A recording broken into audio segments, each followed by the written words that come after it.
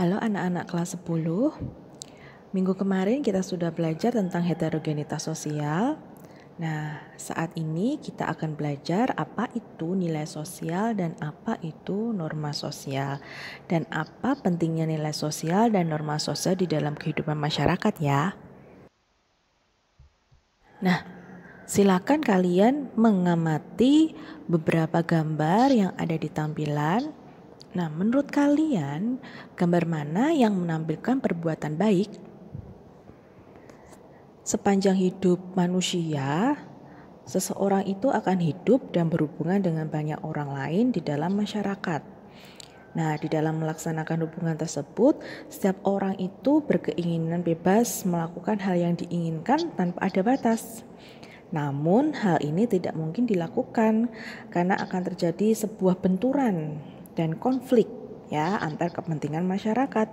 Nah, oleh karena itu manusia sebagai makhluk pribadi dan sosial selalu harus dilandasi oleh aturan-aturan tertentu. Sebelum kita pelajari aturan-aturan apa saja, kita akan mengetahui terlebih dahulu apa itu pengertian dari nilai sosial. Ada beberapa para ahli yang berpendapat tentang nilai sosial. Yang pertama adalah Suryono Sukanto. Suryono Sukanto mengatakan bahwa nilai sosial adalah konsepsi abstrak ya, yang mengenai baik dan buruk. Kemudian Kimbal Yong mengatakan bahwa nilai sosial sama dengan Suryono Sukanto bahwa nilai sosial itu adalah unsur abstrak yang sering tidak kita sadari gitu ya. Kemudian menurutnya Green bahwa nilai sosial sebagai kesadaran yang berlangsung secara relatif disertai emosi terhadap objek dan ide orang perorangan. Kemudian menurutnya Wood bahwa nilai sosial adalah petunjuk umum yang berlangsung lama.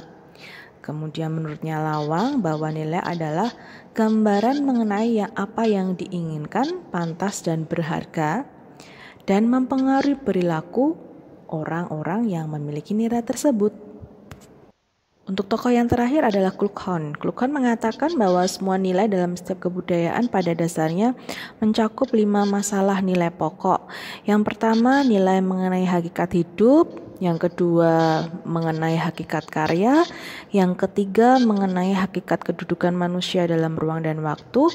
Dan keempat, mengenai hakikat hubungan manusia dengan alam. Dan yang terakhir adalah mengenai hakikat manusia dengan sesamanya. Mari kita pelajari satu persatu nilai-nilai menurutnya Kluckhohn. Yang pertama, hakikat hidup. Orientasinya bahwa hidup itu buruk. Ada yang berpandangan bahwa hidup itu baik dan ada juga yang berpandangan bahwa hidup itu buruk, namun manusia wajib berikhtiar supaya hidup menjadi lebih baik atau berusaha supaya hidupnya menjadi lebih baik. Kemudian hakikat karya. Nah, ada seseorang yang memandang bahwa karya itu untuk nafkah hidup. Yang kedua, bahwa karya itu untuk kedudukan, untuk mencapai kehormatan. Dan ada yang berpandangan bahwa karya itu untuk menghasilkan karya. Nah, misalnya apa? Misalnya seorang guru bekerja, berkarya untuk menghasilkan anak-anak didik yang berkompetensi. Selanjutnya adalah persepsi manusia tentang waktu, bahwa ada beberapa individu yang berorientasi ke masa lampau, masa sekarang, dan ke masa depan. Kemudian pandangan manusia terhadap alam, ada manusia yang tunduk kepada alam yang dahsyat, kemudian ada manusia yang berhasrat menguasai alam, ini contohnya adalah menebang pohon sembarangan. Kemudian yang terakhir, manusia berusaha menjaga keselarasan, atau ada beberapa kelompok yang mempunyai gerakan-gerakan go green. Kemudian yang terakhir adalah hakikat hubungan manusia dengan sesamanya. Ada manusia atau individu yang berorientasi ketergantungan kepada tokoh-tokoh atasan dan orang-orang yang berpangkat. Dan ada juga orientasi manusia yang ketergantungan pada sesamanya. Dan yang terakhir, individualisme, ini adalah menilai tinggi usaha atas kekuatan sendiri. Jadi dapat kita simpulkan bahwa nilai didefinisikan sebagai konsepsi abstrak atau pemikiran abstrak dalam diri manusia mengenai apa yang dianggap baik dan apa yang dianggap buruk. Selain kita mempelajari definisi nilai sosial, kita juga akan mempelajari ciri-ciri nilai sosial, fungsi nilai sosial, dan pembagian nilai sosial.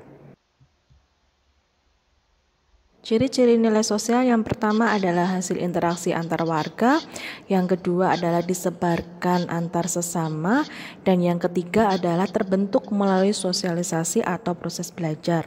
Contohnya adalah agar seseorang anak bisa menerima nilai menghargai waktu, orang tua harus mengajarkan disiplin dan memberi contoh dia sejak kecil.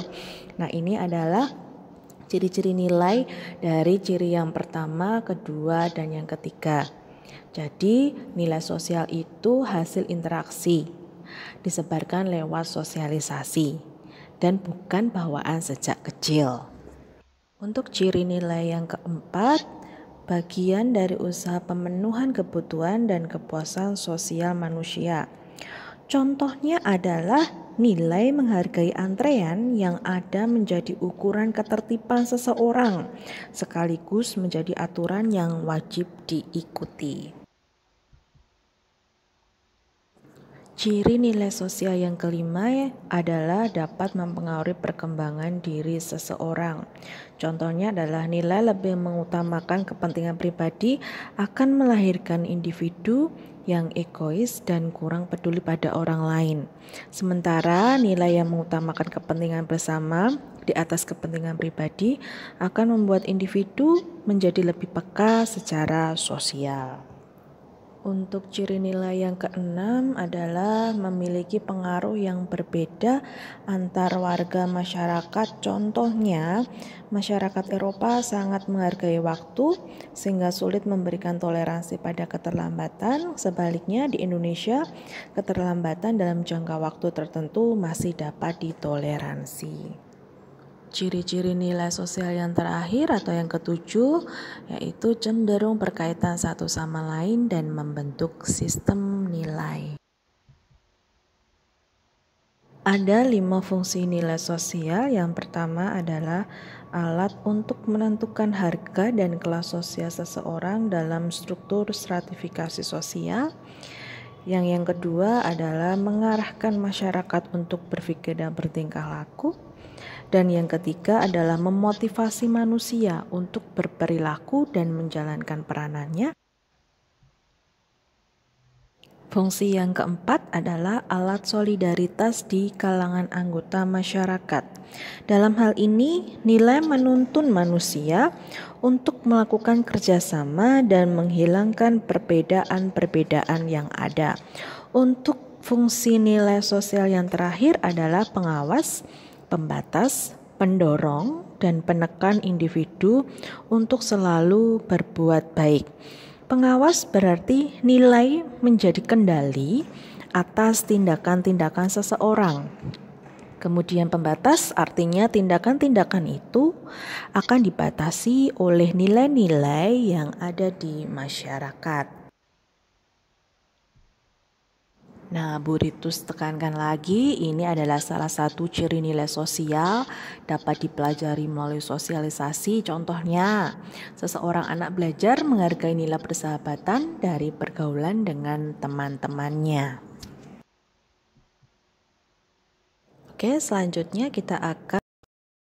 Selanjutnya kita akan mempelajari pembagian nilai sosial.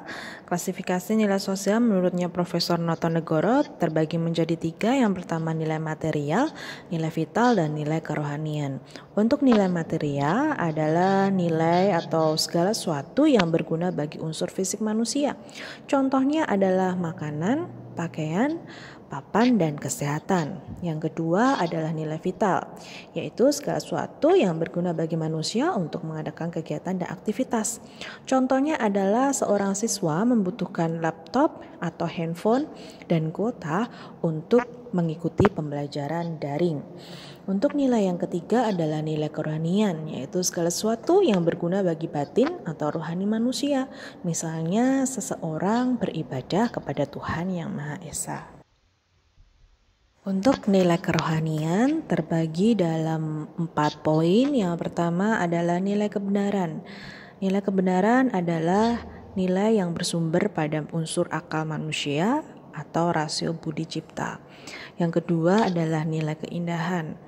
Nilai keindahan ini bersumber pada unsur rasa manusia atau perasaan dan estetis. Untuk yang ketiga adalah nilai moral. Nilai moral ini adalah nilai yang bersumber pada unsur kehendak atau keamanan atau bisa disebut karsa dan etika. Untuk nilai yang keempat adalah nilai religius. Ini merupakan nilai yang merupakan nilai ketuhanan yang tertinggi dan yang mutlak. Nah, ini nilai religius ini bersumber pada kepercayaan atau keyakinan manusia. Untuk pembagian nilai berdasarkan ciri-cirinya terbagi menjadi 2. Yang pertama adalah nilai mendarah daging atau internalized value, yaitu nilai yang sudah mendarah daging dalam kepribadian seseorang individu. Contohnya adalah seorang ayah sangat berani dan penuh kerelaan menolong anaknya yang terperangkap api di rumahnya tanpa berpikir panjang. Yang kedua adalah nilai dominan, yaitu nilai yang dianggap lebih penting daripada nilai-nilai yang lainnya. Nah, ada beberapa ciri-ciri bahwa suatu nilai itu lebih penting adalah ukuran penting tidaknya nilai didasarkan pada 4 hal. Yang pertama, banyaknya orang yang menganut nilai tersebut. Misalnya, masyarakat Indonesia saat ini wajib menggunakan masker. Yang kedua, lamanya nilai tersebut dianut oleh anggota kelompok. Contohnya adalah kesetia kawanan dan gotong royong senantiasa diperjuangkan oleh masyarakat Indonesia sejak zaman dahulu. Yang ketiga, tinggi rendahnya usaha orang untuk memberlakukan nilai itu. Misalnya pulang kampung pada saat perayaan hari besar keagamaan untuk sebagian besar orang merupakan keharusan walau memerlukan perjuangan keras untuk melakukannya. Dan yang keempat atau yang terakhir adalah tingginya kedudukan orang-orang yang menjalankan nilai tersebut.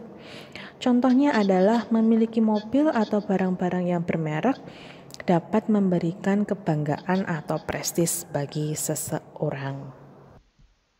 Jenis-jenis nilai yang selanjutnya adalah nilai imaterial dan nilai material. Nilai imaterial terdiri dari ajaran, gagasan, dan religi. Untuk nilai material adalah nilai kegunaan dan nilai kenikmatan. Oke, pengertian dari norma sosial adalah petunjuk atau patokan untuk melangsungkan hubungan sosial dalam masyarakat yang berisi perintah, larangan, dan anjuran agar seseorang dapat bertingkah laku yang pantas guna menciptakan ketertiban, keteraturan, dan kedamaian dalam masyarakat. Nah, norma sosial ini bisa disebut juga dengan kaidah sosial. Norma mempunyai 5 ciri-ciri. Yang pertama adalah umumnya tidak tertulis. Di dalam masyarakat, norma sosial tidak tertulis dan hanya diingat serta diserap dengan cara ikut serta dalam interaksi antara anggota kelompok masyarakat. Yang kedua, hasil kesepakatan bersama. Sebagai peraturan sosial yang berfungsi untuk mengarahkan perilaku anggota masyarakat, norma sosial dibuat dan disepakati bersama oleh seluruh warga masyarakat. Yang ketiga, ditaati bersama. Norma sosial merupakan seperangkat aturan sosial yang dibuat untuk mengarahkan dan menertibkan perilaku anggota masyarakat agar sesuai dengan keinginan bersama. Oleh sebab itu, norma didukung dan ditaati bersama. Kemudian yang keempat, bagi pelanggar diberikan sanksi. Norma sosial bersifat memaksa agar berperilaku sesuai dengan kehendak bersama. Oleh sebab itu, pelanggaran akan diberikan sanksi sesuai dengan tingkatan atau daya ikat norma. Yang kelima atau yang terakhir adalah mengalami perubahan. Sebagai aturan yang lahir melalui proses interaksi sosial dalam masyarakat, norma dapat mengalami perubahan sesuai dengan keinginan dan kebutuhan anggota masyarakat tersebut. Kita masuk dalam klasifikasi norma sosial. Klasifikasi yang pertama berdasarkan resmi dan tidak resminya norma tersebut. Yang pertama, norma resmi atau formal. Norma resmi ialah patokan yang dirumuskan dan diwajibkan dengan jelas dan tegas oleh berwenang kepada semua warga masyarakat. Keseluruhan norma formal ini merupakan suatu badan hukum yang dimiliki masyarakat modern dan diperkenalkan melalui pengumuman sosial. Yang kedua, norma non-formal atau tidak resmi. Norma tidak resmi ialah patokan yang dirumuskan secara tidak jelas dan pelaksanaannya tidak diwajibkan terhadap warga masyarakat. Norma tersebut tumbuh dan berkembang dari kebiasaan bertindak yang seragam dan diterima oleh masyarakat. Nah, walaupun tidak diwajibkan, semua anggota masyarakat sadar bahwa patokan tidak resmi harus ditaati dan mempunyai kekuatan memaksa yang lebih besar daripada patokan resmi. Klasifikasi norma sosial berdasarkan daya ikatnya dibagi menjadi 5. Yang pertama adalah cara atau usage. Cara ini suatu bentuk perbuatan tertentu yang dilakukan oleh individu-individu dalam suatu masyarakat tetapi tidak secara terus-menerus. Contohnya, cara makan yang wajar dan baik bagi beberapa orang adalah tidak mengeluarkan suara saat mengunyah makanan. Norma ini berdaya ikat sangat lemah sehingga pelanggarnya tidak akan mendapatkan hukuman atau sanksi yang berat.